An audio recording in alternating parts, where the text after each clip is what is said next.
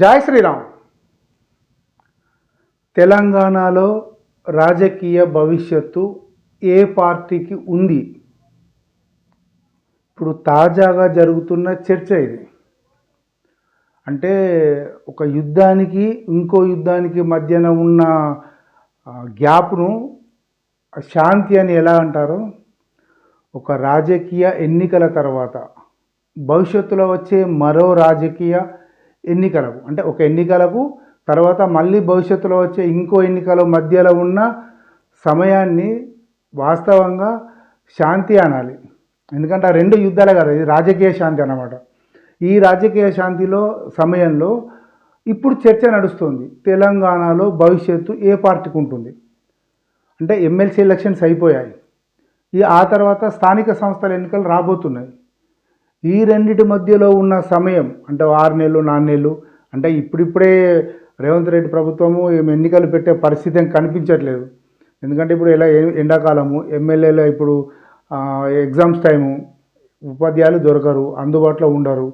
తర్వాత వచ్చేది వర్షాకాలంలో పంటల సీజన్ అయిపోయేంత వరకు రైతులు అందుబాటులో ఉండరు, ఎందుకంటే గ్రామీణ వాతావరణం కాబట్టి స్థానిక సంస్థలకు. కాబట్టి అది తర్వాత ఏది జరిగినా ఆగస్టు తర్వాతనే జరుగుతాయన్న ఒక అంచనా నడుస్తున్నది. కానీ ఈ 5 నెలల మధ్య కాలంలో రాజకీయ శాంతి చర్చలు జరుగుతున్నాయన్నమాట. అంటే రాజకీయంగా ఏ పార్టీ ఎదగడానికి అవకాశం ఉంది అనేది ఇప్పుడు తాజాగా జరుగుతున్న చర్చ. ఇందులో బారాస చేజేతులారా తన యొక్క అస్తిత్వాన్ని పోగొట్టుకుంటుంది. కేవలం సోషల్ మీడియాలో లేకపోతే కాగిత పుల్లులాగానే వాళ్ళు వ్యవహరిస్తున్నారు. వాళ్ళు చేసేది ఏమీ లేదు, చేయడానికి ఏమీ లేదు. వాళ్ళు చేసేది ఏమీ లేదు, చేయడానికి కూడా ఏమీ లేదు. కాబట్టి వాళ్ళ వల్ల ఇక ఏమీ కాదు. కేవలం వాళ్ళు కాగిత పుల్లులు మాత్రమే చూసుకొని సంబరపడాలి, అబ్బో గాండిస్తుందిరా అని చెప్పి అనుకోవాలి తప్పితే గాండించే శక్తి దానికి లేదు. అయిపోయింది. ఎందుకు అయిపోయిందంటే చాలా స్పష్టంగా చెప్పొచ్చు. ఎమ్మెల్సీ ఎలక్షన్లో రెండిటికి పోటీ చేస్తారని చెప్పి బారాస ఒక టాక్ వచ్చింది, కానీ ఒకటే వాటికి పోటీ చేశారు. అంటే పార్టీ ఫిరాయించిన వాళ్ళను కంట్రోల్లోకి తీసుకునే ఒక అవకాశం ఉన్నా బారాస చేయలేకపోయింది అనేది ఇక్కడ వస్తున్న ప్రశ్న. ఇక్కడ మెయిన్ బారాస ఎందుకు చతికిలబడింది, ఎందుకు మౌనంగా ఉండిపోతుంది? రాజకీయంగా ఏదో మాట్లాడుతున్నారు, గాంభీర్యంగా మాట్లాడుతున్నారు, కానీ అసలు వాళ్ళలో శక్తి లేదు. ఎవరు కూడా వారికి సపోర్ట్ చేయటం లేదు. ఎక్కడి డోర్లు అక్కడ మూసుకుపోయాయి, వాళ్ళ కోట దర్వాజాలన్నీ మూసుకుపోయాయి అని చెప్పి టాక్ వస్తున్నది. ఇది బారాసకు సంబంధించిన విషయం. కాంగ్రెస్ విశాలమైన ప్రపంచం ఉంది, అధికారమే చేతిలో ఉంది.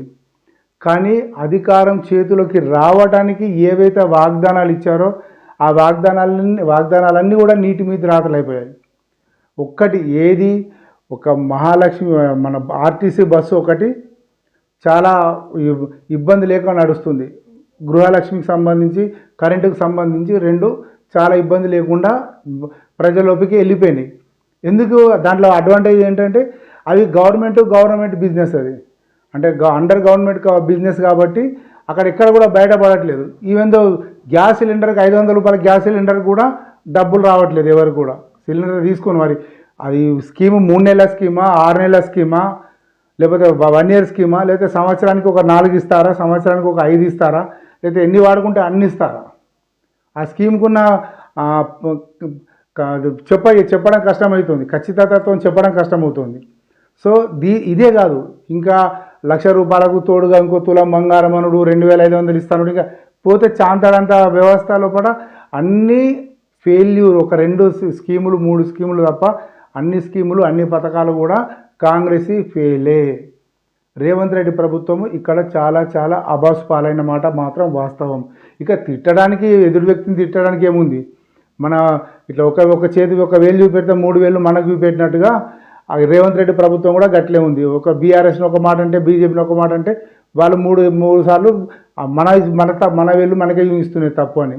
అలాంటి పరిస్థితుల్లో రేవంత్ రెడ్డి ప్రభుత్వం ఉంది. ఇక బీజేపీకి వచ్చేస్తే ఆ వాగ్దానాలు ఇచ్చిందేం లేదు. అంటే ఎందుకంటే ఇక్కడ గవర్నమెంట్లో లేదు.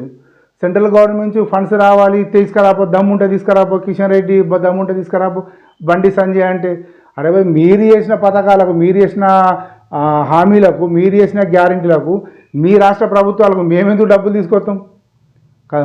వాళ్ళు ఎందుకు తీసుకొస్తారు? వాళ్ళు ఏమైనా చెప్పింది ఉంటే వాళ్ళు తీసుకొస్తారు అంతే కదా. కాజీపేట కోచ్ ఫ్యాక్టరీ కావాలంటే సరే, అది సెంట్రల్ గవర్నమెంట్ స్కీమ్లో ఉంటే వాళ్ళ ప్రకారం వాళ్ళు ఇస్తారు అంతే తప్పితే మీరు ఎన్నికల వాగ్దానం చేస్తే మేమెందుకు ఇస్తామని చెప్పి బీజేపీ వాళ్ళు అంటున్నారు. దీనికి వాస్తవం కూడా కాంగ్రెస్ వాళ్ళ దగ్గర సమాధానం లేదు. ఎందుకంటే మీరు మూసినది ప్రక్షాళన చేస్తారన్నది మీరు, అది బీజేపీ మేనిఫెస్టో లేదు, బీజేపీ కేంద్ర ప్రభుత్వం ప్రకటించింది కాదు. కాబట్టి మీరు చేసుకున్నారు కాబట్టి మీరు చేయండి. ఇప్పుడు వాళ్ళు ఇక్కడి నుంచి 100 రూపాయలు తీసుకుపోతున్నారు, మాకు 42 పైసలు ఇస్తున్నారు, 30 పైసలు ఇస్తున్నారంటే దాని గురించి కొట్లాడండి, ఇబ్బంది ఏముంది? అది కాక ఇంకేమైనా కావాలనుకుంటే కేంద్ర ప్రభుత్వంతో మీరు ఎలా ఉంటారో రాష్ట్ర ప్రభుత్వం డీల్ చేయాలా, చేసుకుంటారో వస్తాయి అంతే తప్పితే వీళ్ళిద్దరు పోయి కొట్లాడి అక్కడి నుంచి తీసుకురారు కదా. అంటే ఇది రాజకీయంగా బీజేపీని బదనాం చేయడానికి వాడుకునే పదాలే, అంతకు మించి దీంట్లో ఏమీ లేదు. అంటే మాట్లాడడం లోపల రేవంత్ రెడ్డి గారు మాట్లాడడం లోపల పదాల పొందిక లోపల కొన్ని చెడ్డ మాటలు అంటే పరుష పదజాలము కూడా వస్తుంది. కాబట్టి అవన్నీ కలిపి మాస్ పీపుల్ని ఆ క్షణం సంతోష పెట్టచ్చేమో, కానీ ఎప్పటికీ ఇది వాళ్ళు సంతోషంగా ఉండరు. అది కుక్క బూడిదలో ఊరినట్టు లేదా ఉంటారు కదా, అది వింటారు అంటారు, తర్వాత మర్చిపోతారు. అలాంటి పరిస్థితి ఇప్పుడు కాంగ్రెస్ కోరి తెచ్చుకుంది. ఇందులో ఇంకా విషయం ఏంటంటే రేవంత్ రెడ్డిని మారుస్తారని చెప్పి బారాస ఒక మీ సోషల్ మీడియా కానీ బారాసకు సంబంధించిన పత్రికలు కానీ ఒక ప్రాపగండా చాలు చేసినాయి. అది ఏమాత్రం కూడా సాధ్యం కాదు. కనీసం 3 సంవత్సరాలు రేవంత్ రెడ్డి గారు ప్రభుత్వంలో ఉంటారని చెప్పి చాలామంది చెప్తున్నారు. అది కనీసం ఉంటే 5 సంవత్సరాలు కూడా ఉండొచ్చు. ఎందుకు ఉంటాడంటే అతను ఎంత సపోర్ట్ ఉన్నా ఎన్ని చేసినా ఒక వ్యవస్థను తయారు చేసి ఊడిపోయిన, అంటే కేసీఆర్ చేతుల్లో కీలుబొమ్మైన కాంగ్రెస్ను పోరాడి అధికారంలోకి తీసుకొచ్చిన వ్యక్తి రేవంత్ రెడ్డి. ఇది ఎవరైనా అతని శత్రువులైనా కూడా ఈ మాటను ఒప్పుకోవాల్సిందే. అతడు ప్రజలకు ఏం వాగ్దానం చేశాడా, తీర్చాడా లేదా అవన్నీ పక్కన పెట్టేద్దాం, కానీ అధికారంలోకి తీసుకురావడం అనేది చాలా పెద్ద టాస్క్. అక్కడ తర్వాత నిలబెట్టుకోకపోతే వచ్చే ఎన్నికల్లో రేవంత్ రెడ్డి గారికి కాంగ్రెస్ ప్రభుత్వానికి ప్రజలు ఎట్లా తీర్పు ఇవ్వాలో అట్లా ఇస్తారు, అది తర్వాత విషయం. కానీ తీసుకొచ్చిన మటుకు రేవంత్ రెడ్డి, ఇది అందరూ ఒప్పుకోవాల్సిన విషయమే. కానీ మెల్లిమెల్లిగా రేవంత్ రెడ్డి గారి ప్రభుత్వం యొక్క చరిష్మా మసగబడుతోంది. ఈ క్రమంలో ఇప్పుడున్న పరిస్థితి లోపల మంచి ఊపు మీద ఉన్న పార్టీగా బీజేపీ వస్తున్నది. ఇది ఒప్పుకోవాల్సిన అంశము, ఒప్పుకోవాల్సిన విషయమే. ఎందుకంటే మేధావి వర్గం లోపల ముఖ్యంగా అంటే ఎమ్మెల్సీల ఎన్నికల్లో ఉపాధ్యాయులకు 3 ఉంటాయి, అందులో 2 బీజేపీ గెలుచుకుంది. ఇదొక విషయం. పట్టభద్రులకు సంబంధించి ఒకటి వచ్చేసింది.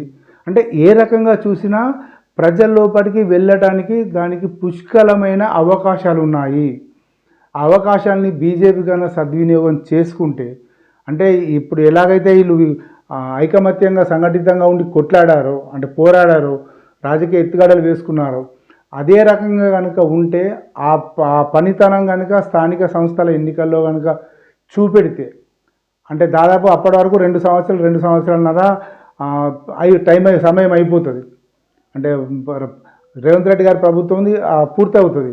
ఆ తర్వాత ఏదొచ్చినా కూడా బీజేపీకి, అంటే స్థానిక సంస్థల ఎన్నికల్లో కనుక విజయ బాటలు ఎగురవేస్తే, అంటే అనుకున్నన్ని సీట్లు కనుక సాధిస్తే, పదవులు సాధిస్తే, తీసుకుంటే, ఇక భాజపాదే తెలంగాణ వచ్చేసారి ఎన్నికల్లో విజయం తథ్యం అనే మాట మాత్రం వినిపిస్తున్నది. ఇక దీన్ని అన్ని పార్టీలు కూడా అనాలిసిస్ చేసుకోవాల్సింది. అంటే బారస యొక్క అస్తిత్వం, బారస యొక్క వ్యక్తి అక్కడ విషయం ఏందో తెలిసిపోతుంది. కాంగ్రెస్ యొక్క లోపాలు, మంచి చెడు కూడా తెలిసిపోతున్నాయి.